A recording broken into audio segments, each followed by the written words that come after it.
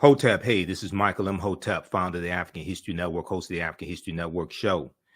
I'm a talk show host, researcher, lecturer, writer, and historian. I am here with one of my friends and one of our Grandmaster Scholar warriors, Tony Browder, historian and archaeologist. How you doing today, Tony? I'm wonderful, man. It's good to be able to connect with you again. Absolutely, man. I know yes, it's been a minute. We've talked through Facebook, man, and been trying to catch up with you in and out of the country, things like that. But Tony was one of my first interviews that I did in 2010 when I launched the African History Network show. And we're celebrating our 13th year anniversary. First launched March 10th, 2010, the African History Network show. And many people know Tony is the author of one of my favorite books, and we use it in my online history classes. I teach Nile Valley Contributions to Civilization. If you don't have this book, you have to get this book, okay? Nile Valley Contributions to Civilization by Tony Browder. So we want to have this conversation. I was talking to Tony yesterday, Friday, and today. We want to have this conversation dealing with why Nile Valley civilization history matters. And we're going to talk about some African queens, and also with Queen Cleopatra, we're going to put this in a historical context as well. All right. So, Tony, let people know just briefly some of your historical background and some of your research. Well, I am formally trained as an artist, a graphic designer. My interest in history was piqued on February the 21st, 1977. That was probably before some of your listeners were born. That was when I met Ivan Van Sertima. Dr. Ivan Van Sertima was speaking at Georgetown Law School. He had just previously published They Came Before Columbus, the African Presence in America. And it was during that lecture that Van Sertima documented the pre-Columbian presence of Africans from the Nile Valley who had built ships, navigated the Nile River, Mediterranean Sea, and made numerous journeys to the Americas, principally in Mexico, where they brought their cargo of knowledge, astronomy, architecture, engineering, and agriculture, and influenced, helped to jumpstart civilization in the Americas, and that they were known to these ancient people as the Olmecs. And there were at least 20 large heads of these stone-carved heads of these Africans that were placed on ceremonial temples and mounds throughout Mexico. And what really blew my mind was when Van Sertima said that these Africans who had come to Mexico from the Nile Valley were from Egypt, and they were black. They were from Kush, and they were black.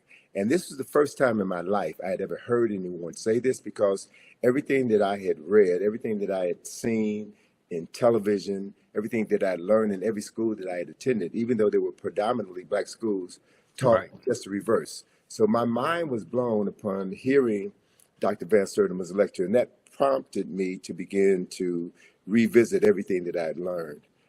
And then I discovered what I referred to as forbidden knowledge. Information, historical information, which has been intentionally withheld from certain populations in order to influence how they see themselves, how they see the world, and how they interact with others. So it was my interest in learning this forbidden history that prompted my travels to Egypt, that prompted my my writing, my interest in studying this information. And another major turning point in my life was in September of 1984, when Ivan Van Sertima, along with Charles Finch and Asa Hilliard, sponsored the Nile Valley Conference at Morehouse College. And that 4-day event cemented to me the power of knowledge. And the interesting thing about this gathering was that it featured not just African scholars and African American scholars, but European scholars who also understood that the historical knowledge of the past had been fragmented and had been erroneously presented as historical truths. So beginning to become aware of the fact that whoever controls your knowledge of the past controls your conception of yourself in the present has really framed everything that I've done. So the work that I've done, the writings that I've done, the study tours that I've done are all designed to introduce people to historical information that it may not have been a part of their formal educational process, but information that is critical to their ability to determine who they are and how they can move into the world and through the world and better interact with others. Okay, excellent, excellent. Now, and just point a note because people are asking. So, today is Sunday, April 23rd, 2023. We are live right now. So people are asking that. And you set the tone for this conversation, Tony, because I got to ask you a question about the Olmecs as well. Okay. Because you just mentioned the Olmecs, right? And I teach about this in my class. And in Dr. David Imhotep's book, The First Americans Were Africans, Documented Evidence, he talks about the Olmec, Mandinka, Egyptian or ancient Kemetic connection. Okay. I want to have you explain that in just a minute. And then also, okay, CS, thanks for your support.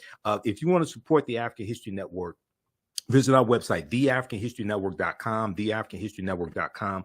You all can support us through Cash App, $, the AHN show through Cash App, and PayPal, paypal.me/the AHN show. And when you do it through YouTube, they take a third of it, just so people know, because they're trying to support through YouTube. Okay. Also, give your website, Tony, and let people know how they can support your work. And then I'm going to have you answer that question about the Olmecs. Sure. Well, our website for IKG is www.ikg-info.com, ikg-info.com. That organization turned 41 years old this past February. So we've been doing this for a minute. Yes. And it's a process that is near and dear to my heart because it's all about raising awareness and, as a consequence, raising consciousness. So with regards to the Olmec, I was blessed, brother, to have traveled to Mexico twice with Van Sertima. Mm-hmm. And to see these Olmec heads. And one of the most important parts of our two journeys together was that Van Sertima took the group to the home of Alexander von Wutenow. Yes. Von Wutenow was a former German diplomat who left the German diplomatic corps as Hitler rose in power and demanded that every diplomat swear their allegiance to the Nazi party. So he resigned rather than do that and settled in Mexico City and became a historian of note. Von Wutenow had the largest collection of Olmec figurines, terracotta Olmec figurines in the world. And he literally took us through his house, took us through his museum and showed us these pieces and explained who the Olmecs were. Now, what's significant to put this in historical context, okay, that we've got these heads, and Van Sertima was not the first scholar to write about the pre-Columbian African presence in America. Leo Weiner was one of the first scholars. Mm-hmm. And even Von Wutenow himself has written extensively on this subject matter. So he's showing us that the selection of the very clay that was used to depict these Olmecs was a dark brown clay. And they had access to various colors clay. So he very skillfully and intelligently showed us the difference between the Olmec people and the Toltec people or the Mayan people based on the type of clay that was used to represent these people. So color was an important aspect of his presentation. Another important aspect, man, is that the year, I'm blanking on the year, but okay. The year that we met him was the year that the Berlin Wall had failed. Okay. So Von Wutenow now had an opportunity to go back to Germany because his family were very wealthy and landowners. And so he had a prescribed period of time to go back to Germany and reclaim the land of his forefathers that was appropriated during the Nazi regime. So when we came back to Mexico the following year, we met with Von Wutenow again, and he told us some phenomenal stories about his trip back home to Germany, where he had not been for over 40 years.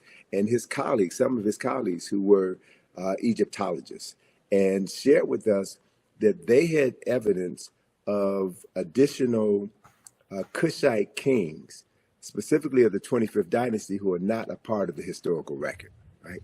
So right. To be able to be in the presence of people who have access to firsthand documentation and can see beyond the veil and add more depth and clarity to a history that has been marginalized was significant to me, was critically important to me. And to be able to travel with Van Sertima, a highly respected scholar who was instrumental in transforming the lives of hundreds of thousands of people throughout the United States and around the world, was also critically important to me. But one other factor that hurt me to my heart was to learn that Van Sertima was denied tenure at Rutgers University because he had written They Came Before Columbus, the African Presence in America. Matter of fact, Van Sertima told me that writing that book was the end of his academic career. And what that says, Wow. what it speaks to, is that there are organizations, institutions, and very powerful people at play who want to make sure that certain information never becomes a part of school curricula. Certain information is intentionally withheld because it will affect the consciousness of tens of thousands and maybe even millions of people around the world. So this is no joke. This is no game. This is something that I take very seriously. Yes, and you do. One of the things that Van Sertima taught me that I hold on to is that one should never say anything in public that you can't validate with at least 4 sources. So it's not about just popping off. Yes. Just because the mouth you're angry. poppers. The mouth poppers. No, it's about being serious, and it's about understanding that this is not a sprint. This is a marathon. And that we have to be able to transform the consciousness of tens of millions of people who have been denied the right to read, to write, to reason, and to articulate what they know. Right. So it's about participating in an ancestral tradition that we are bound to be heartfully engaged in for the benefit of all the people who never had the opportunity to do what we're doing right now. So I take this very seriously, and I don't believe in getting caught in the fray. I'm looking at the long game. This is a marathon, not a sprint. And it's about shaping the world that our children's children are going to inhabit. I also want to share with you, if you don't mind, man. Go ahead. We talked briefly about this concept of agnotology. Yes. Agnotology. And there's a book by that name that was published several years ago. And the definition of agnotology will sound familiar to some of your listeners who are familiar with what you do. Okay. Agnotology is described as the study of culturally induced ignorance or doubt, particularly the publication or dissemination via the media of inaccurate or misleading scientific data, and the creation of institutions to promote disinformation. Right. Okay. So it's spelled agnotology. Agnotology. Right. Agnotology. All right. Right. And I'm looking at this this Stanford University Press. I'm gonna show this on the screen here. Just a second. Go ahead. Okay. And so for those of us who have been studying this form of brainwashing, if you will, or propaganda, if you will, we should be aware of the book that was written by Dr. Carter G. Woodson in 1933 called The Miseducation of the Negro. Right. So agnotology is another word for miseducation. It is the intentional marketing of ignorance in order to move people in a specific direction. And so the media, based on my experience and my background in the media, marketing, advertising, and design, I know very clearly that the media, i.e. social media, is the most powerful form of mental manipulation ever created in the history of the world. And so we have heard about, Russians planting disinformation on social media in order to stir up animus in the United States during previous presidential elections. Correct. So folk who understand the power of misinformation and the power of being an unseen hand in the internet, in cyberspace. You don't know where these messages are coming from. People have a tendency to be, a large segment of the population is addicted to this information. They're addicted to information that excites them and moves them to emote as opposed to moving them to think and process what they're doing. And so it's so critically important at this particular point in time in history, Michael, that we understand how we're being manipulated by information, and how critical it is that as we move through the next presidential election cycle, right, and what happens after that, how we will continue to be manipulated. Emotional buttons will be pushed. And as they're pushed, people will think less. They'll talk more and think less and engage in activities that will be detrimental to the well-being of society as a whole.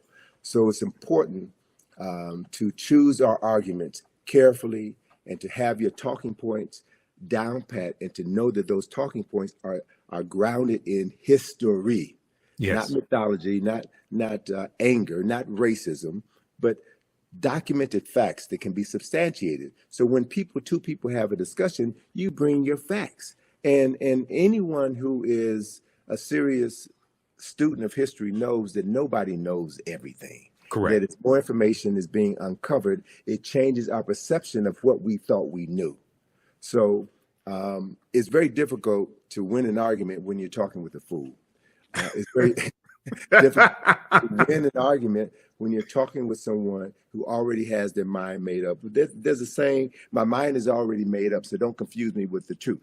Mm-hmm. So we've seen here in this country, brother, within the last 7 years, how misinformation and disinformation have divided this country to the point where we may literally be standing on the verge of a civil war, right? Where any sense of normalcy and respect between two parties with opposing views has gone out the window. So to watch what's happening right now in Congress is an indicator of what's happening all over the world. It's not just here in the United States, it's happening all over the world.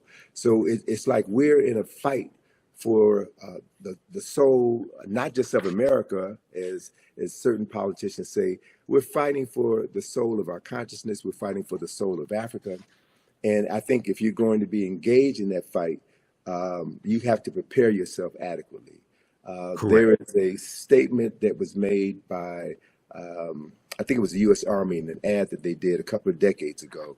They said that the first battle in any war takes place in the mind. Mm-hmm. And the first casualty of any war is always the truth, right? It's always the truth. So we have to be very clear about what we're talking about so that we can deal with the truth that stands on solid ground, and not a truth that liars speak in order to muddy the waters and to move people into a space where they won't be able to distinguish the truth from a half-truth, from an all-out lie. So these are the issues that I think that are so critically important for your listeners to understand. And it's also the reason why I just finished a 2-part webinar on why Nile Valley civilization matters. Okay. There's certain core information that has to be understood if you're going to engage anyone in any discussion about African history or Nile Valley history. And we've never been given the basic knowledge. So there are many people, unfortunately, who have a very pronounced presence on the web who read one book and all of a sudden become an expert on something that they know very little about. Correct. And so dealing with these issues, dealing with the larger issue is important. And that's also one of the reasons why we find here in the United States, there is an ongoing effort on the part of certain parties to suppress the teaching of African history, to suppress the teaching of American slavery. So, what's happening in Florida or Virginia or Texas is nothing but an effort on the part of a certain population to control the historical narrative and to perpetuate a point of view which disassociates them from decades of violence and murder and crimes against humanity. So I understand that. I understand why they're doing what they're doing because of what they have to protect. So my response to that is not to get angry for our former oppressors for saying that they're not going to continue to miseducate us. We have a responsibility and an obligation to educate ourselves. And that's what the Black consciousness movement was about in the 1960s, which led to the Black Studies movement, which has opened the door for us to have this level of conversation today. And there has always been pushback. There's always been pushback. And so we have to learn from the lessons of the past. learn how our scholars, our heroes and our sheroes were able to work around these obstacles that were placed in their path in order for them to continue to get the message out and raise multiple generations of people who now have a clearer understanding of what history is and why history is so critically important. Absolutely. And, you talked about dealing with facts. And I have a saying, those that have been following me on the African History Network show, if we disagree, let's disagree based upon the facts and the evidence, not the fact that you don't want to deal with the evidence. Okay. Mm-hmm. Number one. Number two, you talk about marketing. So many people know my degree is in business administration with a major in marketing from Wayne State University. The foundation of marketing is psychology. So this is why a lot of this information I understand better than many people because of my training and having a background in sales and marketing, etc.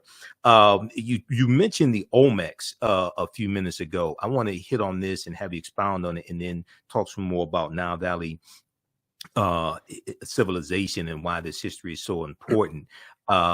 So many people are familiar with Dr. David Imhotep, who wrote the book, The First Americans Were Africans, Documented Evidence. He's a friend of mine. I've interviewed him probably 14 times here on the African History Network show.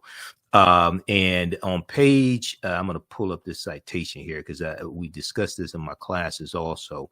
What page is that in this book? He deals with the Olmec. He talks about the Olmec connection and what you just hit on. I want you to expound on this, because when we start talking about the African presence dealing with the Olmecs, we get a lot of pushback or people saying, "Oh, you're lying," things of this nature. Okay, so he deals with let's pull this up here. Mandinka Egyptian Olmec connection. Mandinka Egyptian Olmec connection. And I'm going to try to flip over to this slide here. Just bear with me for a second. I got to close out one of these presentations. All right. Let's look at this here. So he says, let's see here. Let's go to current slide. A major ethnic group. And now this is from page 82, I think it is, of The First Americans Were Africans, Documented Evidence. A major ethnic group among the ancient Egyptians were the Manding people, a Niger-Congo homeland in the general vicinity of the Upper Nile Valley is probably as good a hypothesis as any for the origin of the Manding. And let me try to reconnect here. I want to show this slide. Okay, so we'll do this and let's go here. All right, resume slideshow. That's what we need. The proto-Manding migration. The proto-Manding migration had to have taken place during the African Aqualithic period. That was a wet period in Africa that lasted thousands of years at a time when the Sahara was fertile and had river systems and great lakes.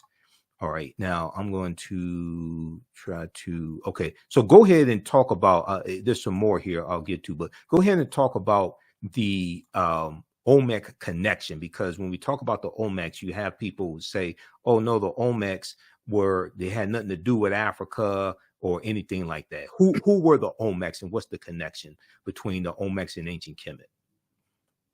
Sure.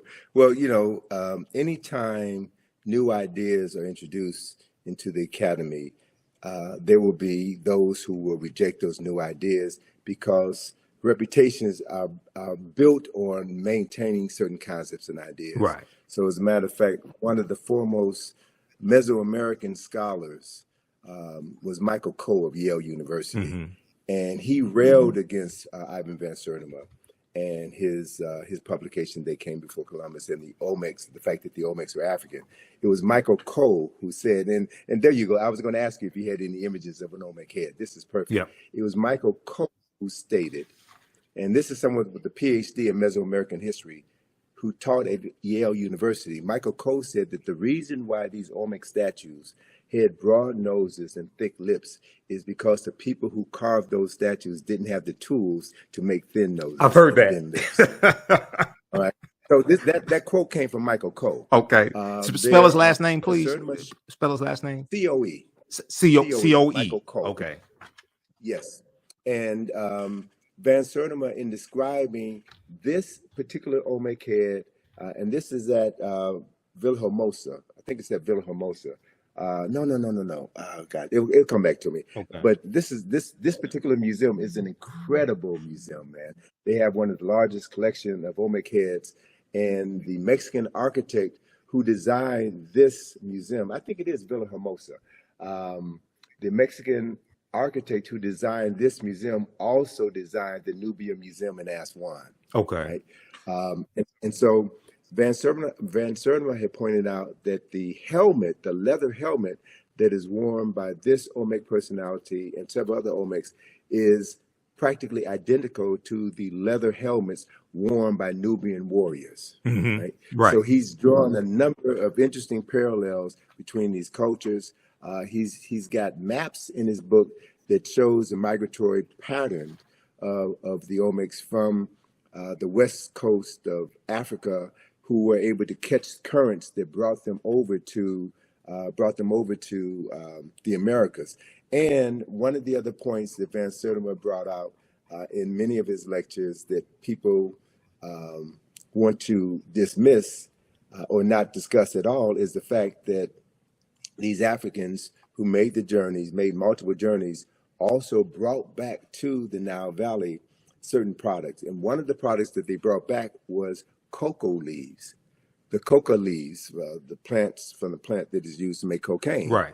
And very few people talk about the fact that when a examination of the mummy of Ramesses II, one of the most significant kings in Nile Valley history, when a examination was done on the contents of his stomach, they found coca leaves in his stomach, right? And they only existed at that time. They only existed in the so-called New World.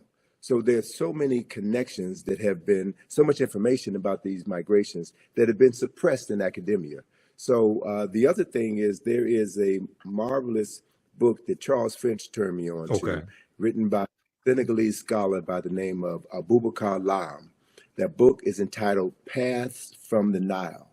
And this book documents multiple migrations from the Nile River Valley into the Niger River Valley. So David Imhotep had talked about before the desertification of the Sahara, this region of northern Africa was grassland, and you had multiple river systems that ran from east to west.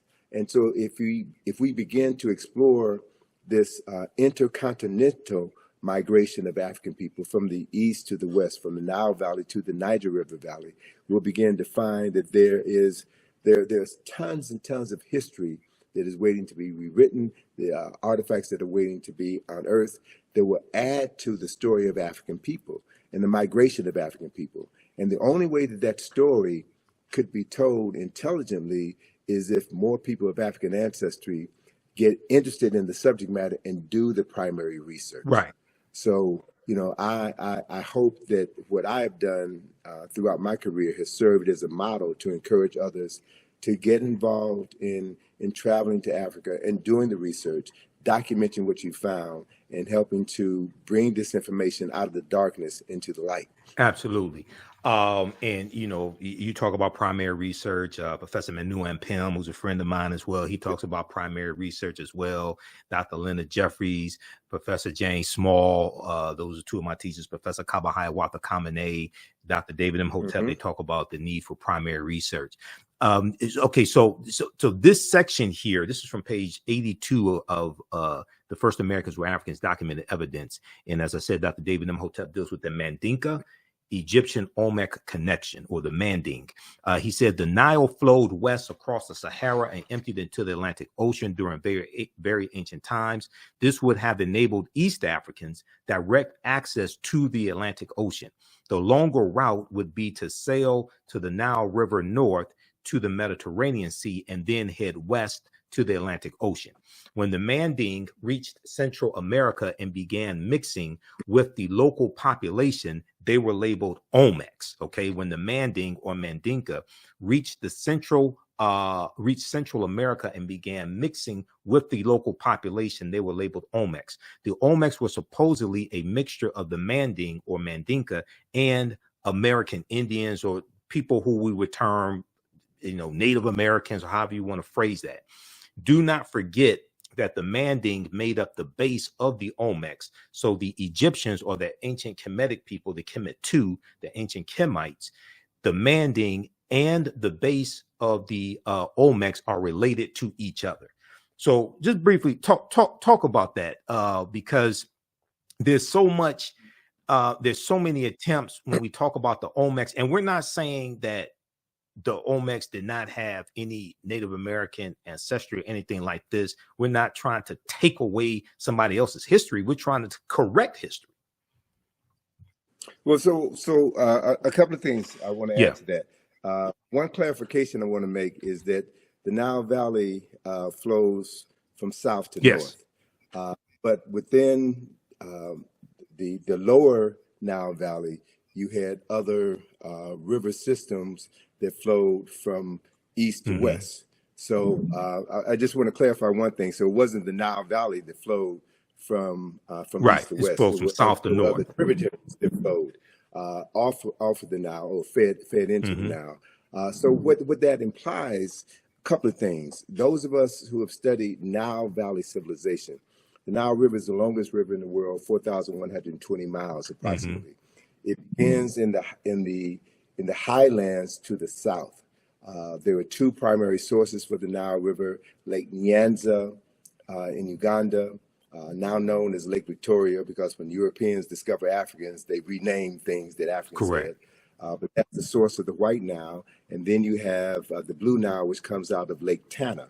The Blue Nile is the primary source for 90% of the water that flows from Khartoum north into the Mediterranean Sea through Kush and through Kemet. By the time the waters from the White Nile reach Khartoum, where the two rivers join together, 90% of the water from the White Nile has evaporated. So it's not only the water from Ethiopia, but the silt in the water from Ethiopia that made the Nile Valley, the lower Nile Valley, the most fertile land on earth. So Dr. John Henry Clark refers to the Nile Valley as the world's longest and oldest cultural highway. So we know the people, products, resources, in addition to the water, flow from south to north. So when you look at the development of Nile Valley civilization, you'll find that the primary science, the primary mythology, if you will, of Nile Valley civilization came out of the south, came out of the upper Nile Valley. And I'll share this with you, and then I'll go on to finish answering your question.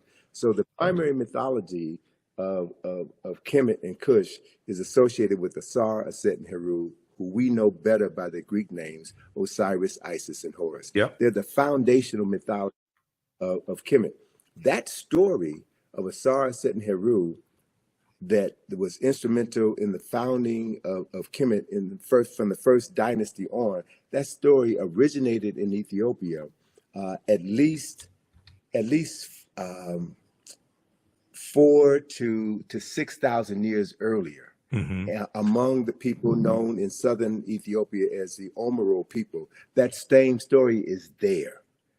And as it flowed northward down the Nile, it modified over time, right? And became slightly interpreted, but that is a fundamental story. So you also had situations where as Africans migrated from south to the north, they also migrated from the east to the west. So there was this flow, this intergenerational transference of knowledge and technology over time and space from the east coast of Africa to the west coast of Africa. And much of that information is now really beginning to come out. And what it does, the coming of this information will shatter all of the myths about West Africa. And there are scholars now in Ghana, Senegal, Nigeria, Cameroon, and Mali, who are now talking about their ancestral migrations from the Nile River Valley into the Niger River Valley. So we're living in an age of incredible discoveries where new information is going to be coming forward. So as part of that migration of Africans from West Africa into the Americas, what we're talking about is the further transference of African knowledge and African technology. So those who have a vested interest in maintaining the concept of African people as having made no contribution to culture and civilization, they have to suppress this information. Right.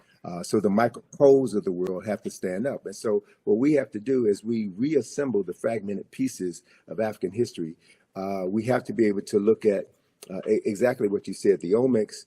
And Van Sertima talked about the fact that the Olmecs, the remains, the physical remains of Olmecs were found in many of the royal tombs in Mexico, and that they comprise, I think he said, about 12% of that population. So what we're looking at is an influx of Africans with advanced technology coming into a society and helping to jumpstart civilization in that society. And you also had other people coming from other areas into that same society as well. So as Van Wooteno and others have pointed out, there are other people from other parts of the world who made contributions to the culture that was established by the Olmecs. So as we now look back on approximately over 2,000 years of world history, we're trying to sift through all of this to get to the real story, right? And so the main point is we don't have to say that Africans invented everything in America, that Africans were the indigenous population in America. We don't have all of the evidence at this point in time to stand firmly on the truth to say that, but we can say beyond a shadow of a doubt, based on the archaeological and historical information that we already have at our fingertips, that Africans from the Nile Valley played a pivotal role in helping to jumpstart culture and civilization in the Americas 2,500 years before Christopher Columbus was born. That's a fact. Mm-hmm. And so again, I'm not about just talking smack just to be talking smack. We talk facts. We talk facts based on the documented evidence that we have, and we also understand that not everybody is willing to accept the truth. Right. And so we teach the truth. We teach what we know to those who are ready to receive it. And we have to assume responsibility for doing that and not leave it to our former oppressor to teach our children, our most precious resource, teach our children information that would transform their consciousness. And with that transformation of consciousness, with them seeing themselves as people with a long documented history, as people with lives that matter, they will do what every culturally conscious person does, and that is tap into their ancestral memory. Right. See, that's really what all of this is mm-hmm. about, because when we look at the greater arc of human history, we have to acknowledge a fundamental fact that no people on this planet have been as marginalized as people of African ancestry have been on the continent and in the Americas. And part of that marginalization is about the usurpation of the historical memory of those right. people. And after the end of this process of enslavement, you still have to continue the enslavement of the mind, right? Correct. So whoever controls a person's thinking controls everything that they're able to do in their lifetime and everything that they're able to pass on to the lifetimes that will come after them. So it's a battle for the mind. It's always been a battle Correct. For the mind. And so knowing your history, going to sources, and being courageous enough to say, I don't know it mm-hmm. all, but I'm learning. As Neely Fuller says, I'm still learning. And as we learn, we get more information, and that information buttresses what we already know, or it provides a new kernel of truth that allows us to explore another field of study that expands what we thought we knew. Right. So this is the journey, and this to me is what this process is all about, man. And it's exciting. Yes. It's exciting to be engaged in this process. And it's also important to know that the closer you get to the truth, the more your enemies will try to suppress you. Yes. Right? That's when you know. That's when you know you're going in the right direction. So we can't allow ourselves, and I'm glad you put Dr. Jeffries up there again, because just 2 weeks ago, the powers that be came after his nephew, Hakeem Jeffries. Representative Hakeem That's Jeffries. not an accident. That's not an accident that is happening now. And they're bringing up issues that came to the fore in, what was that, 2001. 2001. Issues from 20 years ago, they're bringing it up. Why? Because Hakeem Jeffries represents this phenomenon that I'm truly beginning to embrace and wrap my mind around. And that is the major reason why people of African ancestry are still here. The reason why we have not been exterminated is because of the power that we carry within us, this genetic memory that has been driving us and allowing certain people within our group to overcome seemingly insurmountable odds. So it's not just us doing this, it's the ancestors working through us.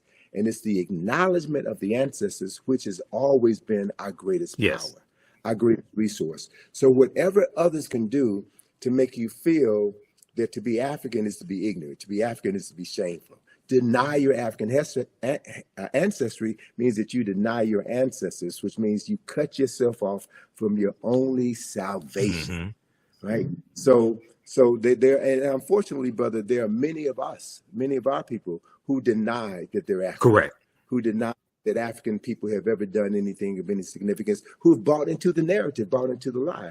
Those people will be marginalized by their unwillingness to embrace a larger historical truth, and that's on them. Right.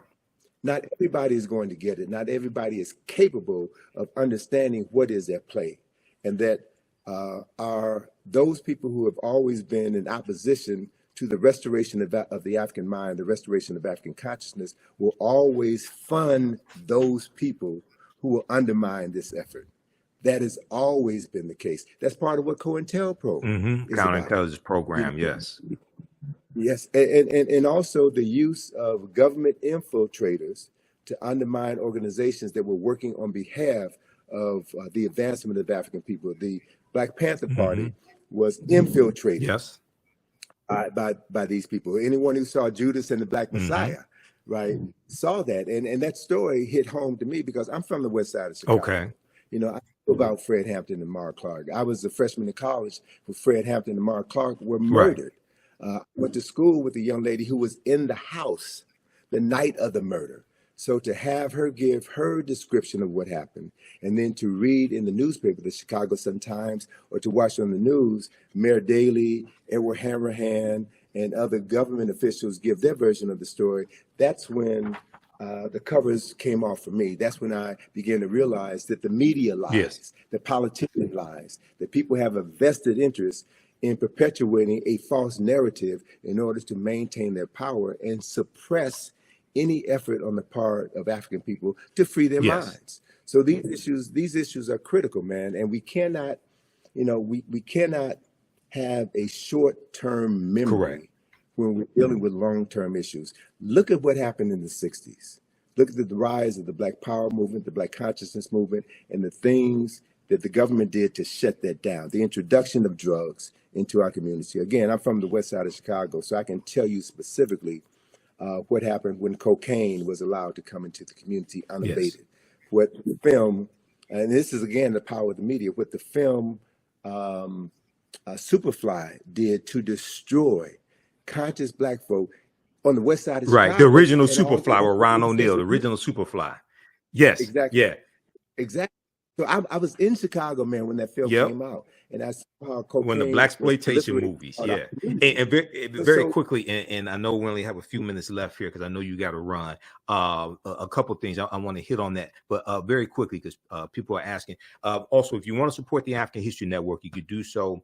Cash App, $ the AHN Show through Cash App or through PayPal, paypal.me/the AHN Show. We have the links on our website, theafricanhistorynetwork.com. theafricanhistorynetwork.com. I put the links there because some people have set up fake African History Network Cash App accounts and they've been stealing money from us. Okay. So we have the actual links there. You can click on it to support Tony Browder in the work that he and his daughter Atlantis Browder do. Okay. Go to IKG-info.com, IKG-info.com. You mentioned Superfly, and I want to talk about that for just a quick minute, and then have you connect Nile Valley civilization and history to Queen Cleopatra, put it in a historical correct context. Okay, we're not going to let that dominate the conversation. Nathan McCall, the author Nathan McCall, he had a book out in the 1990s called Makes Me Want to Holler. African-American Man Makes Me Want to Holler. And I read his book, and he talked about how in the 70s the movie Superfly made he and his friends want to sell drugs, to live that type of lifestyle. Okay. And he ended up going to prison. He became a journalist. I think it was either the Washington Post he ended up writing for. Washington Post. Yeah, I read his book, and his book was fantastic. And I had the book on tape, but that deals with the power of the media. Okay. And Dr. Leonard Jeffries has talked about previously how those blaxploitation movies, not all of them, there were some good movies, but how some of those movies showed us in the worst light and promoted drug usage, pimping, selling drugs, things of this nature. And white people profited off of these degrading images of African Americans. Right after Dr. King's assassinated in 1968, Malcolm X assassinated in 65, the Black Panther Party for Self-Defense is infiltrated and largely derailed, okay? And then you have these movies. So we got to understand that chronology. Connect the Nile Valley civilization history to putting Queen Cleopatra VII in the correct historical context, please. Great. So the perfect example I can give you is the work of Dr. Asa G. Hilliard III, who established a framework for understanding Nile Valley civilization. And he divided Nile Valley civilization into 4 golden ages. The first golden age was dynasties 3 through 6, when all of the Mir or pyramids were constructed. The second golden age was dynasties 11 and 12, when all of the great literature, the philosophical literature, the scientific literature, the moral literature for the nation was established during that period of time. The third golden age and the longest golden age is dynasties 18 and 19, when Kemet was forced to become an imperialistic nation because of continued intrusions from the north. And then you have the last golden age, the fourth and final golden age, which is the 25th dynasty, which is what Dr. John Henry Clark referred to as Africa's last great walk in the sun. It was the last time in history that Africans were the wealthiest and most powerful people on the planet. So if you understand that framework, then after the 25th dynasty, and there were 30 dynasties in the history of dynastic Egypt, Kemet civilization fell in 332 BC with the advent of Alexander of Macedonia conquering Kemet and turning Kemet into Egypt. Egypt is a Greek word. Pyramid is Egypt Greek. is a Greek word. So most of the names of African places and things and people have been changed by non-African people. So if you don't know the original names, you'll never be able to understand the history, the culture, the science, the philosophy, and the concepts as they were originally created. Let me give you one example of that. Pyramid is a Greek word, which means little flat cake, like a pancake. The original word for that structure is Mir, M-I-R. And the word Mir means the place of ascension. So Mir, there are no bodies buried in any pyramids of Mir in the entire Nile Valley. None, zero. So anytime anybody tells you that the pyramids were tombs, that is a lie, whether it's an intentional lie or unintentional lie based on ignorance. Mir were always built over tombs. The tombs were underground. So the word Mir means the place of ascension. The place of ascension. And the purpose of a Mir was to facilitate the ascension of the soul buried underneath it into heaven, where that soul would be reborn. And they were very specific about where in heaven a soul would go to be reborn. So the first text which documented this journey of the soul into the afterlife was carved in the burial chamber of a tomb known as the Pyramid of Unas, right? So it's in his burial chamber where you find the oldest written religious documents in the world were inscribed on the walls of this particular tomb that talks about the soul, that talks about the process for the salvation of the soul, that talks about the judgment of the soul, and the place where souls go to be reborn. So the framework for Western religions can be found in the Nile Valley. So it's important to reclaim the names. It's important to understand chronology and history. So in that context, yes, Alexander of Macedonia conquered Kemet in 332 BC, and the word Egypt derived from the name Ha-Ka-Ptah, which is the temple of the spirit of Ptah in the city of Mennefer, which was later renamed Memphis by the Greeks. And so that word Ha-Ka-Ptah became Aegyptus, which was Latinized and became Egypt. Yes. That's how that word devolved. Not evolved, it devolved because it lost its essence through the evolution of the word. And so once Alexander conquered Kemet, and he became so enamored by the 3,000 years of historical knowledge that he had inherited by virtue of conquest. And so he no longer referred to himself as Alexander, son of Philip of Macedonia. He called himself Alexander, son of Ammon, son of Amen, the unseen presence of God Almighty, which is a upper Nile Valley concept, right? And so the Greek rulers then descended from Alexander's line, and Cleopatra is the last of these Greek rulers. So Cleopatra, for all intents and purposes, Cleopatra was not African. She was not Kemetic in the literal sense of the word. And so my thing is, don't get caught up in Cleopatra.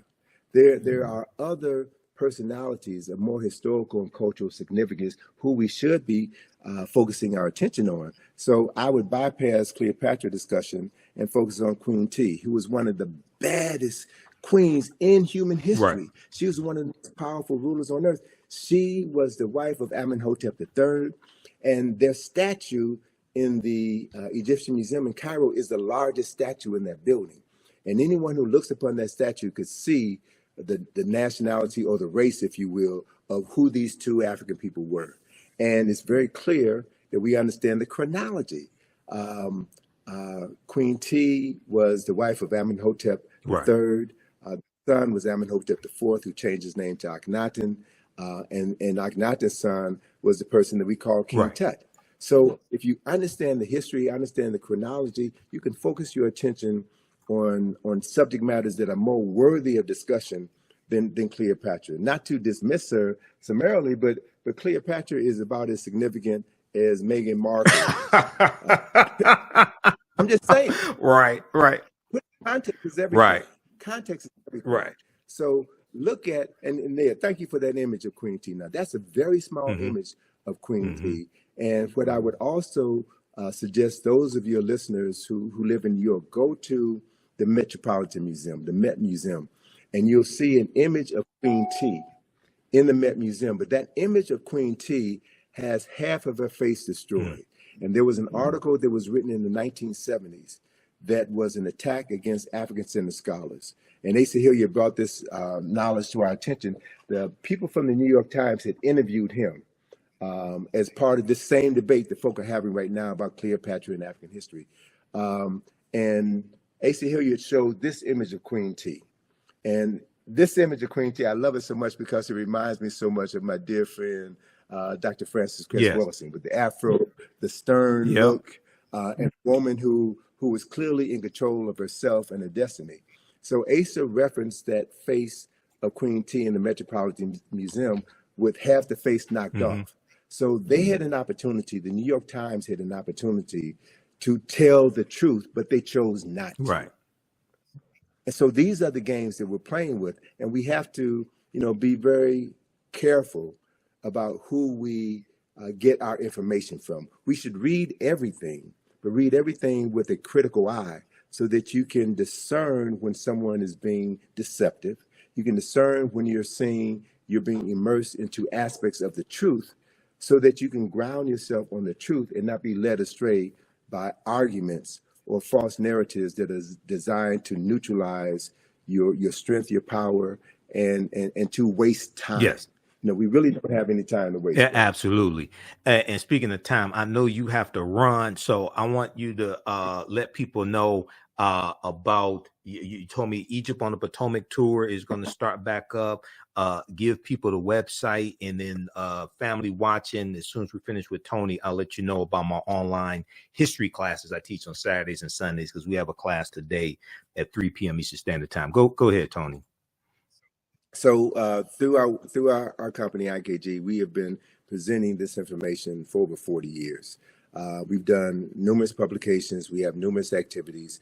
One of our most significant activities is our Egypt on the Potomac field trip, which is something that I created in 1986. So Egypt on the Potomac is designed to show people the Egyptian presence, the Kemetic presence in Washington, D.C. Right.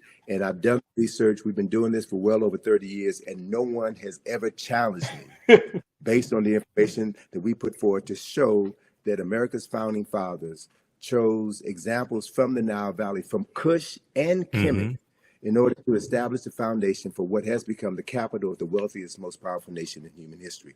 So that activity has been curtailed for the past 3 years because of COVID.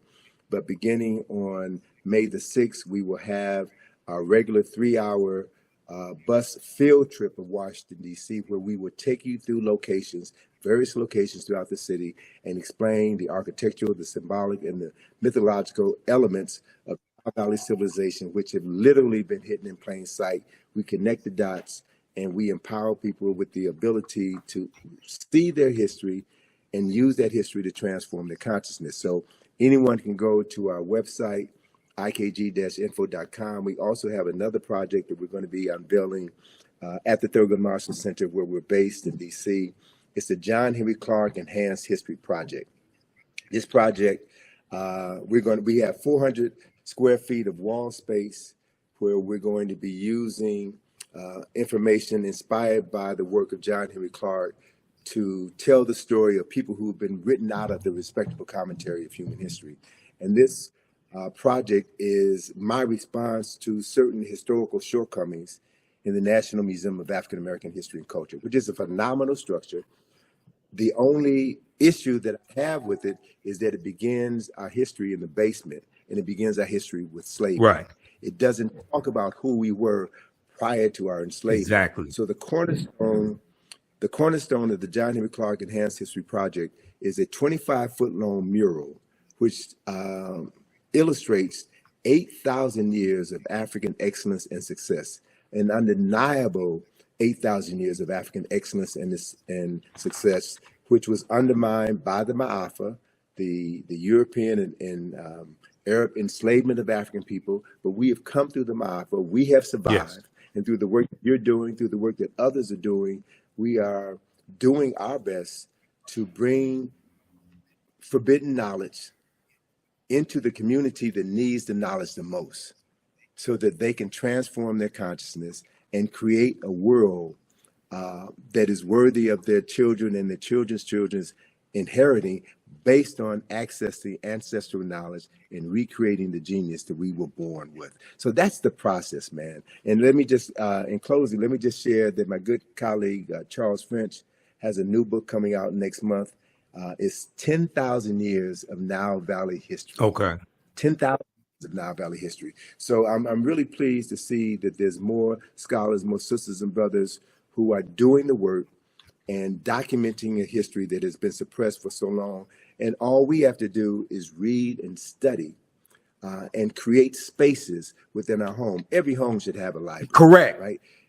The parents in those homes should spend time reading with their children and having intelligent discussions about how to articulate that history. Everybody pays taxes, and our tax dollars are being used in schools to miseducate many children, Black, brown, white, children in the classroom. Right. So we have an obligation as taxpayers to see to it that certain information is accessible in the classroom. And if it's not going to be taught in the classroom, we need to demand of our churches, our fraternities, our sororities, our barbershops and beauty shops to turn those spaces into spaces where we can teach our children and their parents and elders in the community who they are. Correct. So we can transform our consciousness. And I'll close on this point. You know, I'm kind of peeved that folk are spending too much time talking about Cleopatra.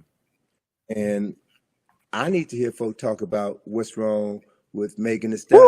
What's wrong with Cardi Hey, B. brother, they don't want to have that Because- conversation. Oh, let me just say quickly, and I'll let you go ahead and finish. Dude, the information I put out about the song WAP from Cardi B and Megan Thee Stallion. Now, here's the thing. When we do a systems analysis, I went through and broke this whole thing down. And I said they would never have a top white female artist put out sexually explicit lyrics like that, because they understand that whatever's disseminated becomes imitated. And they have too much respect for white women. But here's the thing. The majority of my criticism of WAP and the whole thing in the video wasn't towards Cardi B and Megan Thee Stallion, even though I would say they get 10%. The majority of the criticism I had was for Atlantic Records, a white corporation, financing this, because they would not do that for a white woman. And the baseline says there's some whores in this house and repeats that phrase about 79 times. And in the video, all the women are of African descent except Kylie Jenner. And you have white people to put together an online petition to have Kylie Jenner digitally removed from the video because you only protect what you respect. And they saw that white woman as somebody who needed to be saved. You Negroes, you can keep doing that. You can be the whores in this house. This white woman, you too good for that. Go ahead, brother. All right. So I mean, but and that's a valid point, and it speaks to exactly the point that I want to make. People who love themselves and love their women and love their children do not allow their image to be exactly. The other important issue is I travel around the world, brother. And once you get outside of America, you see a whole different world. And what embarrasses me is to see these videos on television stations in Africa, in Europe, in South America. And I would say this. In all fairness, all right, if you want to show black women behaving this way, then let's see some white women behaving that way. Let's see some Jewish. Let's level the playing field. But it's only us because it's about disparaging us, and it's about maintaining this ideology of Afrophobia, this fear of black folk, this disrespect for black folk. And so we have to accept responsibility for that. So I'm not going to let Megan Thee Stallion and Cardi B off the hook. I'm not going to let them off the hook because they are rewarded for that. By Megan Thee Stallion was Person of the Year, Time Magazine. They appear on Saturday Night Live. They appear on all of these programs. So what that does is send a message to young and impressionable black women, black girls. If you want to get paid, if you want respect, wear weave, wear these fake nails, wear all of these things that deny your true essence in order to be accepted by a community that has never had any interest or desire in you. And so these are conversations that need to be had. Many of these conversations, I think, should be had behind closed doors and not on the internet, because you never know who's listening. We need to have private conversations, and we need to talk about how we can advance the culture and present favorable images of us, because the media, as I stated at the beginning of this conversation, the media is the most powerful form of mental manipulation ever created. And we're getting played. We're getting played. So, I always encourage people to take responsibility for yourself, to think before you speak, and to think about the long-term implications of everything you do. So emotion is all right, but emotion needs to be balanced with intelligence. It needs to be balanced with the ability to articulate what you think and to associate with people who are doing the same thing. The reality is, what I've learned over my 71 years of life here on planet Earth is that this information is not for everybody. You're not going to get everybody. It ain't about everybody. It's about moving and working with those people who are willing to learn, willing to commit themselves to something greater than their own individual and selfish interests.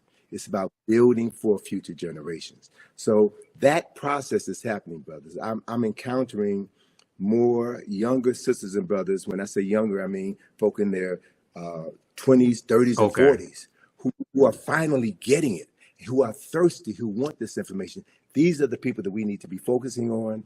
We need to help frame the historical understanding of topics so that they don't get sidetracked by these games, by these traps that are set up just to waste their time, but stay focused like a laser, do the work, love yourself, right? And demonstrate that love and how you interact with other people who look like you, and build something tangible together that is going to outlive you, something tangible that can be passed on to future generations. And if you can do that, man, if you can do that throughout your lifetime, then we can say that the day will come when our ancestors will return and have bodies to use that will allow them to create heaven on earth once again. It doesn't make sense to me, and I keep saying I'm going to close on this. But hey, just take your time, man. I know you got something to do after this, but take your time. I'm not rushing you. Okay. It doesn't make sense for me personally to talk about your ancestors were kings and queens if you're acting like fools and jerks, right? Yep. And the other reality is that less than 0.1% of any nation's rulers were kings and queens. The vast majority of people were ministers and prime ministers, were scholars, were researchers, were scientists, were astronomers, were physicians, were healers, were masons, were architects and engineers. They are the people who made the nation. The king or queen was just a figurehead. So I want to redirect the conversation. I want to redirect the focus on something that is practical. It's just like saying, you want to be president of the United States. Anybody with any sense knows the president of the United States does not run the United States, right? And so it's the people who comprise this country who make this country what it is. And we know, people of African ancestry should understand very clearly that it was our ancestors and their free labor that helped to make this country the wealthiest and most powerful nation in human history. So we have an obligation as descendants of enslaved people who survived the Ma'afa. We have an obligation and a responsibility to use the resources that we have access here in this country to educate ourselves, right? Because what we know shapes the consciousness of African people all around the world. We talked earlier about the Black consciousness movement in the 1960s. And the powers that be saw how the Black Power movement influenced Steve Biko in South Africa. And he replicated a similar movement. It was happening in other parts of Africa as well. So the colonizers had to shut that down. And you shut that down by introducing films that divert our attention and have us praising drug dealers and ungodly behavior. And that then becomes the framework with which we see our future. So if we use this technology properly, we have the opportunity to access millions of minds in a matter of minutes and introduce a new narrative. That's what this opposition is all about. Shutting down the conversation, shutting down the power. So don't give your power away. You are the most important commodity that you'll ever possess. Free your mind. Model how free people, free men and women are supposed to speak, communicate, and move through the planet. Work with other people of like minds so that you can build something that will last for eternity. And as we do that, we will make our ancestors proud. And we then would be the vehicles through which they would do their best work. Why? Because they did it in the past. And we have the capacity to replicate it right now. That's what this whole journey is all about. Absolutely. And up on the screen, I have the famous quote by Bantu Stephen Biko: "The most potent weapon in the hands of the oppressor is the mind of the oppressed." So we have to take our minds back. This is what Dr. Carter G. Woodson was telling us in his work, not just in the Miseducation of the Negro in 1933, but the work he did with Association for the Study of African American Life and History of SALA, which he co-founded September 9th, 1915. So, all right, excellent. We got to bring you back, Tony. I know you got to run. We have to bring you back. And everybody, those slides I was showing, those are all slides from the online classes that I teach. We use 2 of your books, Egypt on the Potomac and Nile Valley Contributions to Civilization, in my classes as well. I introduce a lot of people to you, Tony. I read this book back in 1994. I just got this new copy last year from Brother Haki Ami Shakur. But my original copies from 1994, the pages were falling out. I had to get a new copy, man. But that book I read from the Browder file first. Then in 94 at Wayne, when I was at Wayne State University, I read Nile Valley Contributions to Civilization. It blew my mind, man. I haven't been right since. Okay, it corrected my mind. Right. You have been right. It corrected my mind, man, but it blew me away, brother. So you got to write. This is volume 1, man. You got to write volume 2. You got about 20 volumes in you, man. But you got to write volume 2, brother. Well, brother, that's one of the reasons why I need to use the time that I have left to redirect my energies. I've got a ton of information that I need to get out. Yes. And so I'm going to be focusing on doing more writing and continuing to push my daughter out, because what I have established is a legacy that she's going to continue. Mm-hmm. So, last December, I had some health challenges, and I was unable to travel to Egypt, take my group to Egypt. So my daughter stepped up and did it. Oh, that's good. So to Shout know out to Atlantis. that we're preparing the next generation, man, is really what this thing is all about. Because we're not going to live forever, and we can't do everything ourselves. So we should be training cadres of young people, man, to know who they are and to live that knowledge in everything that they do. That then is how we change the world. So, it's a pleasure to be on the program. We got to have you back soon, brother. Yep. And I'm wearing the Black Friday shirt because we're in the documentary series from Rick Mathers, director Rick Mathers, Black Friday, What Legacy Will You Leave? Okay. All right, Tony, everybody visit ikg-info.com. Support Tony Browder, support his daughter Atlantis Browder, and also support the African History Network. All right, Tony, you have a good day, brother. Hotep. All right, peace. Take care, man. Appreciate it. Peace to you. All right, everybody. So that was one of our esteemed scholars, one of my friends for years, Tony Browder. He was one of my first interviews that I did in 2010 when I launched the African History Network show. I'm going to give you a little information about the online history classes I teach on Saturdays and Sundays. I'm Michael Imhotep, founder of the African History Network, host of the African History Network show. I'm a historian, been studying history 31 years. I'm a researcher, lecturer, writer, historian, talk show host. You see me on Roland Martin Unfiltered on Fridays. I'm a political commentator as well. You see me on Faraji Muhammad show, The Culture, also.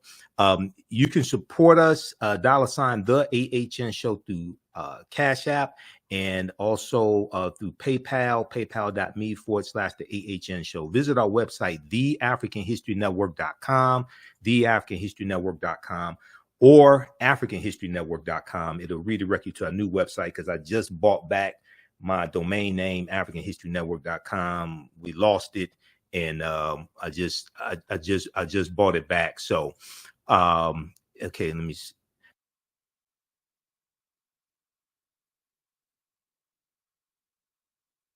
Okay, I just bought back that domain name. When you go down the website, it has information about our radio show. I'm on 9:10 a.m. the Superstation WFDF Sundays, 9 p.m. to 11 p.m. Eastern Standard Time. We have our social media handles here. We'll be on live tonight, 9 p.m. to 11 p.m. Eastern Standard Time. We broadcast on Facebook and YouTube also. The African History Network on Facebook, Michael Imhotep on YouTube. We have our PayPal, Cash App information here, $, the AHN show through Cash App, and through PayPal, paypal.me/the AHN show. And you click right here, it takes you to our QR code for PayPal.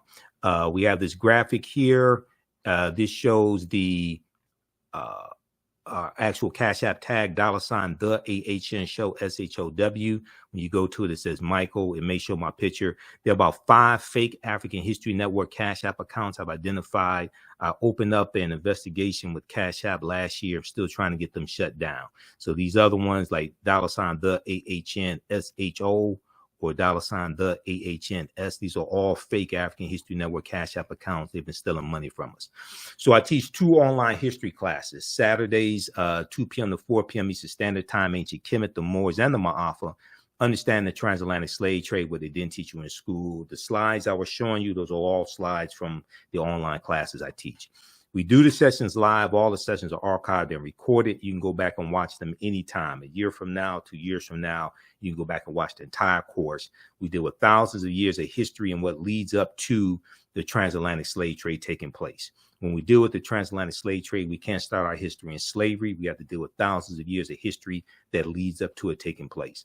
So if you missed our class Saturday, April 22nd, as soon as you register, you can go back and watch it. Class is on sale $60, regularly $130.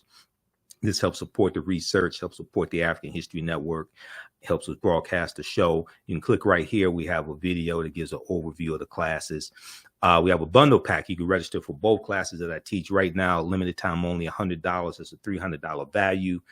You'll get 5 of my lectures in digital format free. Also, they'll be in a video library. The second class I teach on Sundays, and we're teaching the class today, is going to be 3 p.m. Eastern Standard Time. Black resistance movements from the Haitian Revolution, U.S. Civil War, Civil Rights Movement, and Black Power Movement, 1800 to 1968. And we go through a look at history chronologically from 1800 to 1968, what leads up to the Civil War taking place. We look at the Reconstruction era, 1865, 1877, Jim Crow era, Great Migration, World War I, World War II, Civil Rights Movement, Black Power Movement. To understand what happened to us after slavery ended, what were the laws and policies put in place to put us in the predicament we're in today, to understand where we need to go from here. Okay, so this class picks up basically where the first one leaves off. Okay, it's a crucial class. I put together the curriculum for both of these courses. Been studying history 31 years. We deal with this about in both of these classes, there's about 80 or so articles that we reference, books that we reference. There's a ton of information. Okay, so we're teaching the class today, 3 p.m. Eastern Standard Time. Black resistance movements from the Haitian Revolution, U.S. Civil War, Civil Rights Movement, and Black Power Movement. Okay, so you can register for those classes. And very quickly here, I'll show you just a brief introduction to understand the transatlantic slave trade, what they didn't teach you in school. And that I've been teaching this class on and off since 2017. Okay. We use 2 of Tony's books in the class. We use 2 books from Runoko Rashidi as well. And there's in yesterday's class, there was a interview that I did with Runoko back in 2014. And we talked about Chevalier, Joseph Ballone, who the movie Chevalier is about. All right. So I'm about to re-release that interview to let people hear that information also. Okay, let me show you this here quickly. And we dealt with this. We just had our class on Saturday, fantastic class, Ancient Kemet, the Moors, and the Ma'afa, Understanding the Transatlantic Slave Trade. I'll post the link here. Mississippi River. Now, you know, somebody asked about the Mississippi River. You know, Memphis, Tennessee is named after Memphis in Egypt. Okay, we talk about this in the class. Memphis, Tennessee is named after Memphis in Egypt, and one of the founders of Memphis, Tennessee was General Andrew Jackson, who then became President Andrew Jackson. And Memphis, Tennessee sits at the mouth of the Delta, the Mississippi River, and the Mississippi River was looked at to be the Nile River of America. The Mississippi River is looked at as the American Nile. Civilizations are built along long rivers. Civilizations were built upon along the Nile River. This is something that Dr. John Henry Clark talked about as well. Okay, now, so there's a relationship between Memphis, Tennessee, and Memphis in Egypt. Now, we can't start studying our history in slavery, even when we deal with the transatlantic slave trade. We can't start in 1619. I know the 1619 project is out. There's some good information in there. There's some problems with the 1619 project as well. I wouldn't say ban it or anything like that. But African people been in the land we call the United States of America going back at least 51,700 years ago. So we can't start in 1619 or the 1440s when the Portuguese get involved, 1441 with Anton Gonzalez going into Mauritania, taking out about 12 Africans, taking them back to Portugal. We have to understand the history chronologically and deal with the 800-year occupation of Europe by the Africans known as the Moors, who entered the Iberian Peninsula, today known as Spain and Portugal, from North Africa in 711 AD, led by Tariq ibn Ziyad. So in yesterday's class, we talked about the Moors going in, fighting against the Vandals and the Visigoths, and some of the things that the Moors introduced into Europe. And it's going to be the teachings that the Moors take into Europe that bring Europe out of the Dark Ages. So when you register for Ancient Kemet, the Moors, and the Ma'afa, understanding the transatlantic slave trade, what they didn't teach you in school, you can watch yesterday's class. So this course not only deals with the transatlantic slave trade, but thousands of years of history that leads up to the transatlantic slave trade taking place. August 2016-19 marked the 400th year anniversary of those 28-odd Africans or 28-odd Negroes coming into Point Comfort on the White Lion pirate ship. It was a pirate ship. It was an English pirate ship on August 2016-19 in what would later be called the colony of Virginia. This year was known as the Year of Return, as many African Americans were and continue to reconnect to Africa and are traveling to Ghana and other West African countries.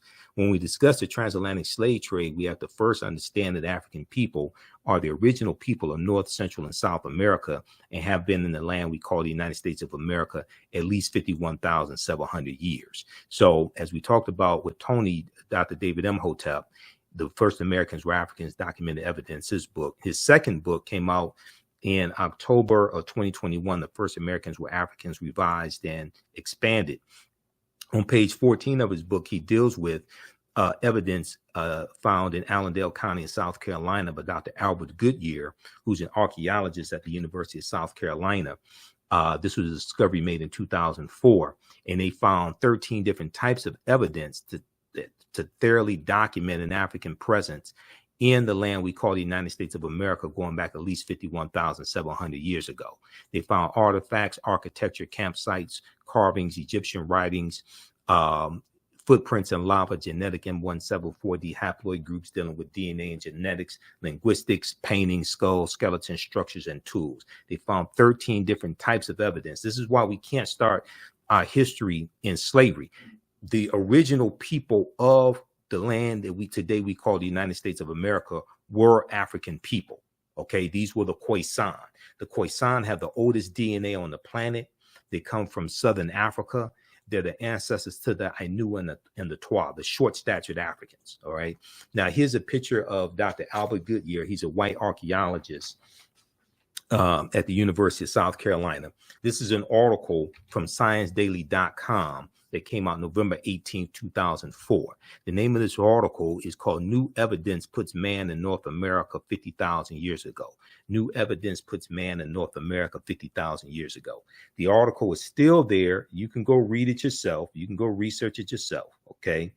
Radiocarbon tests of carbonized plant remains were where artifacts were unearthed last May along the Savannah River in Allendale County by University of South Carolina archaeologist Dr. Albert Goodyear indicate that the sediments containing these artifacts are at least 50,000 years old, meaning that humans inhabited North America long before the last ice age.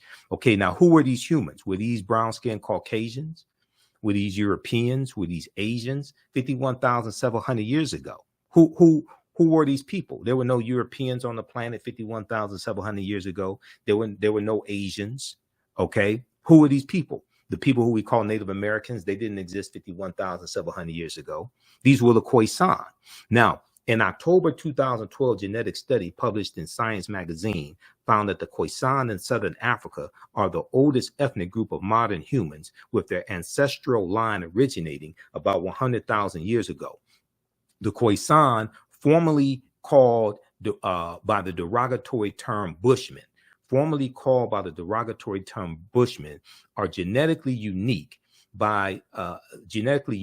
and no other currently known population had separated so early from our common modern human ancestor, according to the report. Okay, now here are two Khoisan women. These are the short-statured Africans. Okay, now the Khoisan live mainly in Southern Africa in territory spanning Botswana, Namibia, Angola, Zambia, Zimbabwe, and South Africa.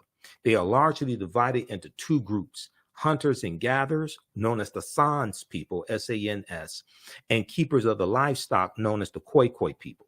The Khoisan languages include the distinctive click sounds that are not found in the languages of their neighbors. So AtlantaBlackStar.com had a good article called 5 Ethnic Groups That Prove the First Humans Were Black. 5 ethnic groups that prove the first humans were black. Okay, so this is just a sample of the type of information we deal with in this class. It's a 12-week online course. We deal with thousands of years of history. We look at archaeological discoveries that have come out in the last 15, maybe going back 20 years. We look at the discovery of Tanis Heracleon that was discovered, that was revealed in 2013. They had been doing the excavation even before then. And this is the lost city of Egypt that was built around 8th century BC, okay, lost for about 1,200 years, the lost city of Egypt. And they found 16-foot tall statues, gold coins. They found dozens of ship anchors, things like this at the bottom of the sea. All right. We deal with different archaeological discoveries like this one coming out of Morocco in 2017. This one, now what we see as more and more of these archaeological discoveries come out, we see that the deeper they dig, the blacker the planet gets, the more research they do, the older we get. All right. So this discovery here pushed back the timeline about 100,000 years. And people like Dr. Charles Finch, who Tony Browder mentioned, people like Runoko Rashidi and other scholars, they've been saying that Homo sapiens are at least 300,000 years old and not 75,000 to 100,000 years old. So this is an article from NBCnews.com. We're older than we thought. New find pushes human origin back 100,000 years. This is an article from June 7, 2017. I remember the date because that's my birthday. It's not just Prince's birthday. Is my birthday also. Modern humans evolved much earlier than previously thought, researchers reported. New discoveries at a rich site in Morocco show modern humans were hunting and probably cooking game animals 300,000 years ago, 100,000 years earlier than scientists have believed until now. So when these discoveries come out, they have to keep pushing the timelines back. You know, Juvenile had that song called Back That Thing Up, okay, like 1988, 99. They keep having to back that thing up. They keep having to back the timelines up when these discoveries come out. The deeper they dig, the blacker the planet gets, the more research they do, the older we get. New discoveries and new dating methods show that, in fact, many of the bones belong to modern Homo sapiens, and they lived as far back as 300,000 or 350,000 years ago. Now, the earliest previous Homo sapiens bones dated back 195,000 years ago, and they were from clear across the continent in modern day Ethiopia. All right. So what they're seeing now is that Africans were migrating out of the Nile Valley region of Africa much earlier than previously thought. Taken together, the findings show modern humans were dispersed across Africa long before anyone ever thought. So there's so much archaeological discovery, so much information coming out week after week. Okay, it's hard to keep up with it. So we deal with ancient civilizations. We deal with the Olmecs. We look at this history chronologically. We look at Carthage and the Punic Wars, and Hannibal Barca, the Battle of Cannae, 216 BC, and fighting against the Romans and fighting against Publius Cornelius Scipio Africanus. And Africa was not named after a Roman general named Publius Cornelius Scipio Africanus. He actually takes his surname after the Battle of Zama in 202 BC, where he defeats Hannibal Barca. And the word Africanus is Latin, which means of Africa or belonging to Africa. So, for instance, if you look at Cassell's Latin English Dictionary, 2002 edition, page 11 in the entry for a fear, or any Latin English dictionary, not just specifically this one, but when I was doing my research on language, this was one of my sources. Africanus means of Africa or belonging to Africa, and that prefix, the a free referred to a Black African people in Algeria and Tunisia. And we know that Tunisia, that region of Tunisia was historically called Carthage, where the Carthaginians were. The Carthaginians are descendants of the Phoenicians. The Phoenicians are descendants of a larger group of Africans known as the Garamantes. So in African People in World History by Dr. John Henry Clark, page 14 and 15, he says the Nile Valley's first age of high cultural grandeur lasted until the eve of the Christian era. Some aspects of it survived the Greek and Roman occupation of parts of North Africa. After the rise and decline of Greek civilization and the Roman destruction of the city of Carthage. So Carthage is destroyed in 146 BC by Rome. The Romans organized the conquered territories into a province they called Africa, a word derived from Afri, A-F-R-I, the name of a group of people about whom little is known. This was a new name because previously all dark-skinned people were called Ethiopians, since the Greeks referred to Africa as Ethiopia, which means the land of the burnt-faced people. Okay, so we talk about Nubia or Ta-Nehesi as well. We go through and look at an overview of these different civilizations. We deal with the 800-year occupation of Europe by the Africans known as the Moors. And look at the origin of the term Moor. The word Moor is derived from the Greek word Maros, M-A-U-R-O-S, which literally means black or very dark, or a very dark color. The Romans adopt the word and call them Mari, M-A-U-R-I, like in Maurice. Maurice is in reference to a Moorish boy or a little boy. That prefix Mari is in reference to the Moors. The Mari, M-A-U-R-I, were a Northwest African people who were very dark-skinned. The Romans will refer to the region of Northwest Africa as Mauritania. Mauritania. Mauritania is Latin and means the land of the black-skinned people. You will also see the term Marish, M-A-U-R-I-S-H. One of the sources that we use in the class for documentation. Now, you don't have to buy any of these books to follow along in class. You don't have to buy any of these books, but I use this as reference to document what I'm talking about. Proper documentation ends all conversation. And when we had our conversation with Tony Browder, we talked about documentation. We talked about references. Okay, so if you read Golden Age of the Moor, edited by Dr. Ivor Van Sertima, who we talked about a lot in the conversation with Tony. This book right here, Golden Age of the Moor, edited by Dr. Ivor Van Sertima. If you look at pages 527 and 187, you'll see references to this information that I'm citing right here. All right, so it took a long time to put together the curriculum for this class. I've been teaching this class on and off since 2017. So I've been teaching like 7 years. It has evolved immensely over the years. And the class evolved from a 4.5-hour lecture that I gave in 2014 called Understanding the Transatlantic Slave Trade, what they didn't teach you in school. And that lecture was the culmination of about 7 years of research. So in the class, we deal with the 800-year occupation of Europe by the Africans known as the Moors. This information, this class also, I would say, is PG-13. You can use this with your children. And once again, once you register for the class, your access to the course does not end when the course ends. So a year from now, 2 years from now, you can go back and watch the entire class.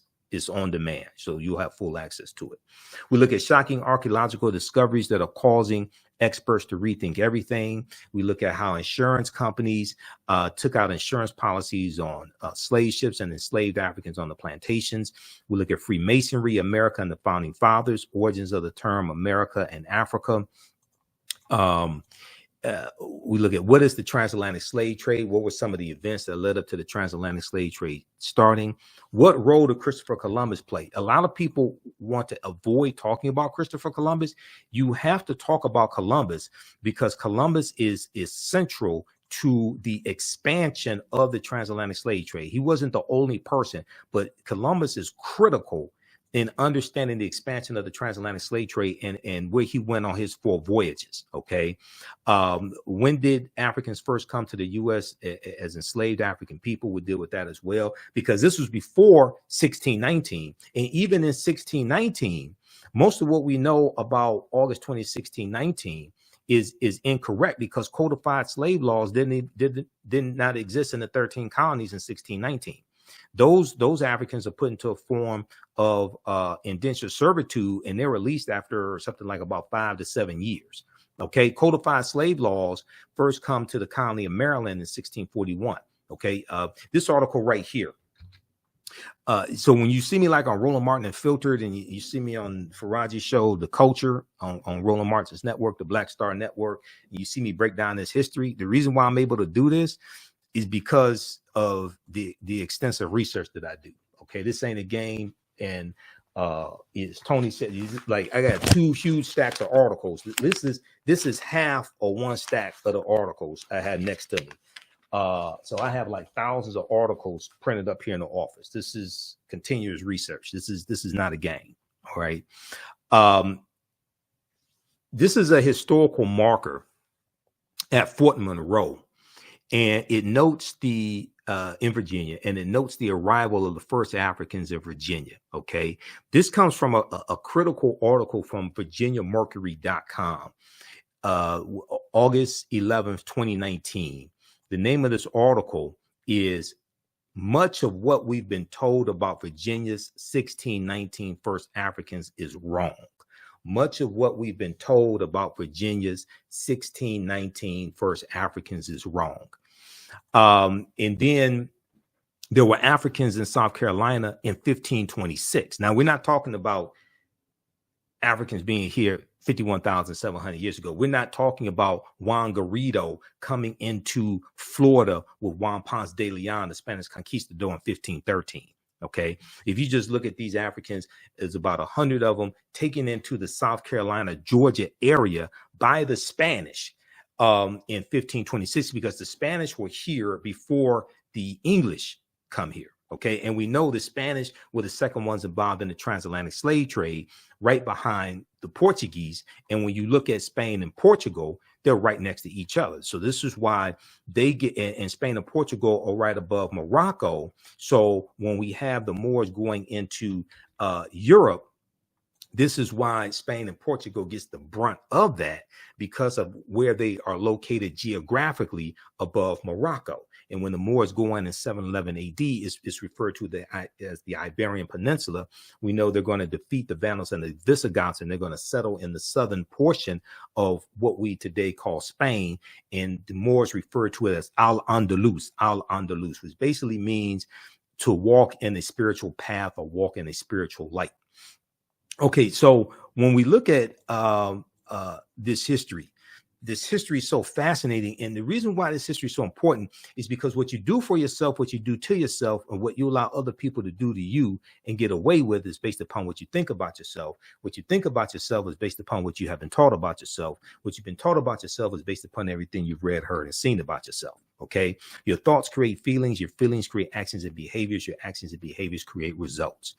So before 1619, there was 1526, the mystery of the first enslaved Africans in what became the United States. So this is an excellent article from the Washington Post, WashingtonPost.com, September 7th, 2019. Spanish explorers brought 100 African slaves to a doomed settlement in South Carolina or Georgia within weeks. The subjugated revolted, then vanished. And it's believed they went to go live with Native Americans who were here, and which is kind of a tricky term, because you're going to have Africans intermixing with Asians. Asians come here around 3000 BC, and their offspring are who we call Native Americans.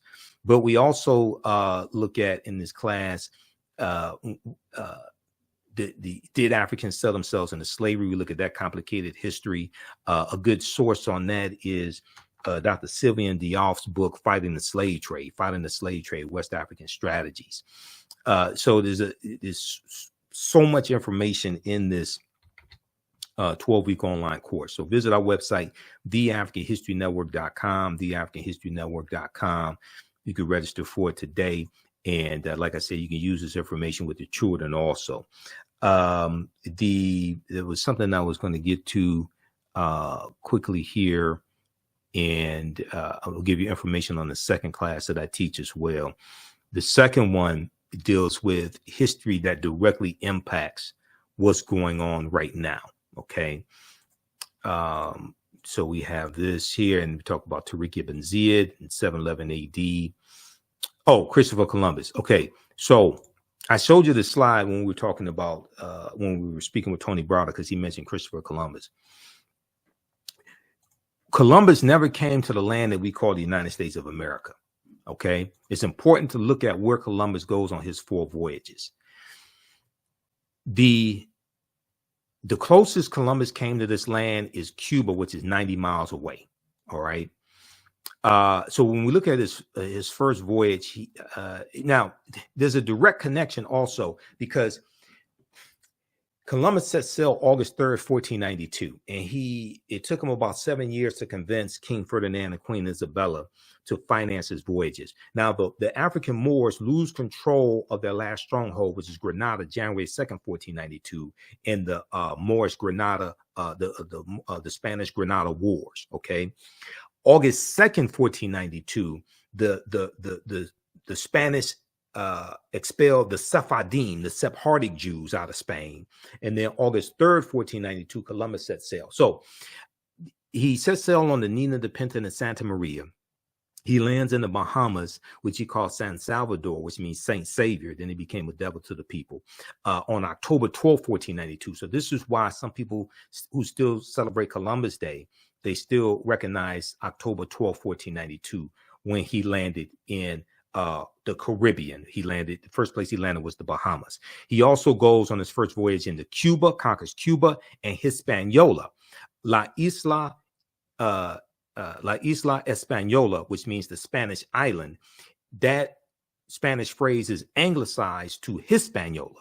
The western third of the portion of Hispaniola is where the Spanish colony of Santo Domingo was. And then the French take over. The French fight against the Spanish and take control of the western third of the island of Hispaniola in 1697 and call it Saint Dominique.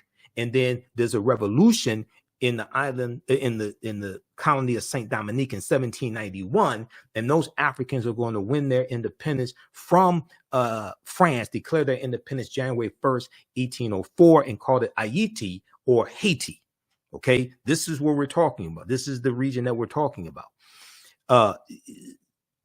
Columbus's second voyage, 1493, September 1493, he goes into the West Indies and into Puerto Rico or Bariquin, and then Jamaica in 1494.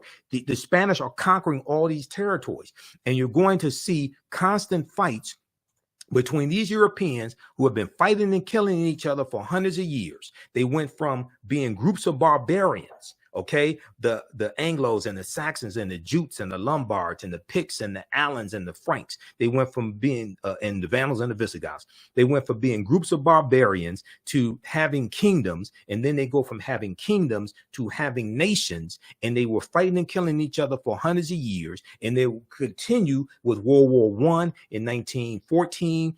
In World War II, starting in September 1939, when Adolf Hitler invades Poland. Okay, so what's going on in Ukraine right now is in the region of the world where World War II started, because Ukraine is bordered by which 2 countries? Russia and Poland. Okay, so what's taking place in Ukraine is serious, because that's the region of the world where World War II started, when Hitler invaded Poland, like Putin invaded Ukraine, but it was 1939. This is why you have to understand history. Okay, now, third voyage, May 1498, Columbus conquers Trinidad and the Venezuelan mainland. And then fourth voyage, May 1504, his last voyage, because he dies in 1506, he goes into Panama and Honduras in Central America. These island nations have never recovered from what happened to them over 500 years ago. These island nations have never recovered from what happened to them 500 years ago. And Columbus helped to laid the foundation for slavery, racism, capitalism, and the exploitation of indigenous people, which would then lead to Right Reverend Bishop Bartholomew de las Casas going to he goes to the Pope right around 1517 or so, and says that the Native Americans have suffered enough, and that we need to stop enslaving them and enslave exclusively African people, but also to a lesser extent white people as well. He says that, but it's going to be more extensively African people. He said they needed to save the Native American souls. They needed to save the Native American souls. Okay.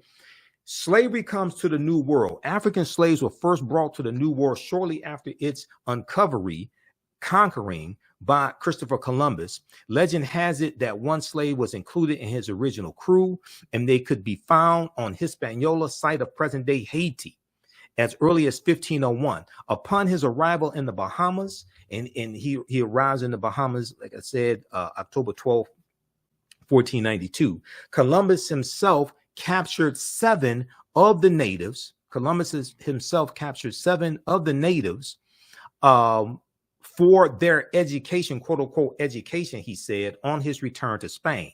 However, the slave trade proper, what's known as the slave trade proper, only began in 1518 when the first African cargo direct from Africa landed in the West Indies. So this deals with the Asiento de Negros, signed into law by King Charles V in August of 1518, which gave a license to slave trading nations and slave traders to provide Spanish colonies with African slaves. This drastically expands the transatlantic slave trade, the Asiento de Negros. August 1518, signed into law by Spanish King Charles V, sometimes called King Charles I. The importation of African slaves to work in the Americas was the inspiration of the Spanish Bishop Bartholomew de las Casas, whose support of African slavery was motivated by humanitarian concerns. Bartholomew de las Casas argued that the enslavement of Africans and even some whites, proving that in the early period, slavery did not operate according to exclusive racial demarcations, would save the indigenous Amerindian or American Indian or Native American populations, which were not only dying out, but engaging in large scale revolts and rebellions. Okay, large scale resistance as they opposed their excessively harsh conditions. As a result, King Charles V, King of Spain, agreed to the Asiento de Negros, or slave trading licenses of 1518, which later represented the most coveted prize in European wars, as it gave to those who possessed it a monopoly in slave trafficking. Well, Bartholomew de las Casas traveled with Christopher Columbus on some of his voyages, and he kept a diary, okay? And his diary was turned into at least 2 books. I read 2 of his books when I was in college, okay? Like Tears of the Indians or Tears of the Indies, something like that. So Columbus and de las Casas are crucial to understanding the transatlantic slave trade and its expansion. So this is why we have to look at this history chronologically. Professor Kabahayawatha Kamene, who's one of my teachers, and you've heard many of my interviews with him over the years, he says, to understand the existence of something, you must first understand the pre-existence of existence, okay? All right, so if you like this type of information, you can register for this online course now. You can start watching it immediately, okay? And we have a lot of archive content there. This is Understanding the Ancient Kemet, the Moors, and the Ma'afa, Understanding the Transatlantic Slave Trade, what they didn't teach you in school. How's everybody doing today? How you all like this type of information? Give us a thumbs up, give us a heart, give us a like. Now, I got to pace myself because I got to teach a 2-hour class as soon as I finish this broadcast. See, y'all got me going. I have to pace myself. Then I have to do a 2-hour radio show tonight, okay? So I'm going to be knocked out after my radio show is over with. We do our radio shows Sundays, 9 p.m. to 11 p.m. Eastern Standard Time. Okay, so Ancient Kemet, the Moors, and the Ma'afa. Kemet, one of the original names for Egypt. This is a 12-week online course. This time around, we'll do at least 13 sessions. Okay. It's on sale $60, regularly $130, one of the best investments you ever make. And it's the gift that keeps on giving. If you want to give this as a gift to somebody, you can. You can use this registration with your family. You can use this with your children also, because I would say the content is PG-13. It's not overly graphic. I don't do a lot of cursing or anything like that. All right. And I do a PowerPoint presentation with book references, articles, video clips, excerpts of interviews I've done with some of the scholars as well. Register for, we have a bundle package. You register for both classes for only $100. So this one and the second one that I teach, Black resistance movements from the Haitian Revolution, U.S. Civil War, Civil Rights Movement, and Black Power Movement. And we do the second one on Sundays, normally 2 p.m. to 4 p.m. Eastern Standard Time. Today we have to do it at 3 p.m. because I had to do the interview with Tony Browder. And I've been talking to Tony about doing an interview with him probably like 2 years. And I said, so when I talked to him Friday when I was on Roland Martin show, we were texting back and forth, talking about Queen Cleopatra, some other information. And I said, okay, so would you be available for me to interview this weekend? And he said, so we'll do Sunday at 1 o'clock. I said, okay, I'll rearrange things, because I was trying to catch him before he went to South Africa a few months ago, and we weren't able to do it. So I said, I gotta go ahead and do it. Okay, now so how you all like this type of information? Give us a thumbs up, give us a heart, give us a like, follow us on our social media platforms. YouTube, Michael Imhotep, IMHOTEP. Turn on live notifications so you know when we go live. If you want to support us, also do it through Cash App or PayPal as opposed to YouTube. YouTube takes a third of whatever donations we get, and they only pay out once a month. Okay, Cash App and PayPal is immediate, so we can use that to cover expenses. $, the AHN show through Cash App, and through PayPal, paypal.me/the AHN show. Okay, now the second class that I teach, and we do this on Sundays, is Black resistance movements from the Haitian Revolution, U.S. Civil War, Civil Rights Movement, and Black Power Movement. So I put this class together in October 2021. That was the first time I taught this class. And the reason why I had to put this class together is because I had so much information that I wanted to cover as an extension of the first class to really understand this history that happened from 1800 to 1968. I didn't have enough time in understanding the transatlantic slave trade to cover this information like it should be covered. So I had to create this second class so we can go through and look in depth at this history chronologically from 1800 to 1968, 1970. Okay. So, and we see that this history puts us directly on a trajectory to where we are today. All right. Now, when we talk about the voter suppression tactics that are taking place in these former Confederate states, when we look at the political violence that's taking place as well, we see this is reminiscent of the Reconstruction era. Okay, this is reminiscent of the Reconstruction era, 1865 to 1877. Okay, so I'm going to show you two quick references here, and then we have to get out of here because I got to teach a class also, and I'm going to have to take a nap sometime today because I got to get ready for the show tonight as well. And if there are other people that you want me to interview, email me through the website, theafricanhistorynetwork.com, or email me at ahnshow@theafricanhistorynetwork.com. If the other people you want me to interview are the scholars, email me. Also, if you want to advertise with the African History Network, email us as well. Our current promotion is buy 1 month, get 1 month free. And we have the information on the homepage of our website as well. So African-American business owners, you can advertise with the African History Network. We have 3 different ad packages for you to help you as well. Email us through the website or at ahnshow@theafricanhistorynetwork.com, whether you have a brick or mortar store or a e-commerce store. Okay. So if we look at this, so the second class here. And let me pull this up here. Okay, Black resistance movements. All right. So, introduction to this class. In the aftermath of the January 6, 2021 insurrection at the U.S. Capitol building, and we know African American men participated in building the U.S. Capitol building.